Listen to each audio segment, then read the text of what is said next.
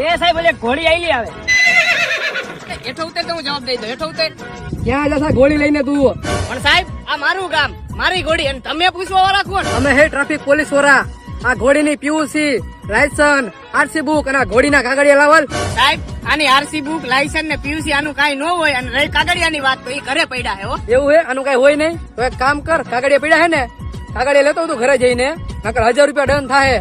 1000 નો દેવો તો ચક્કર દેવી જોઈએ ઘોડીની મને. ઘર મારું 20 કિલોમીટર આખું હે. એક કામ કરો, તમે ચક્કર મારી લ્યો, અને કાઈ તમને થાય ને તો જવાબદારી તમારી મારી નહીં, બરોબર? લ્યો ચક્કર મારી લ્યો.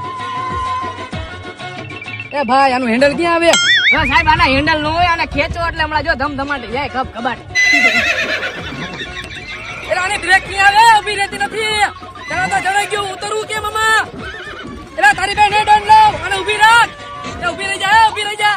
ઘોડી ઉભી રાખાય. ઈ સાહેબ ઘોડી ઉભી રહેતો રે, બાકી મારા વાળા સિવાય ઉભી નો રે.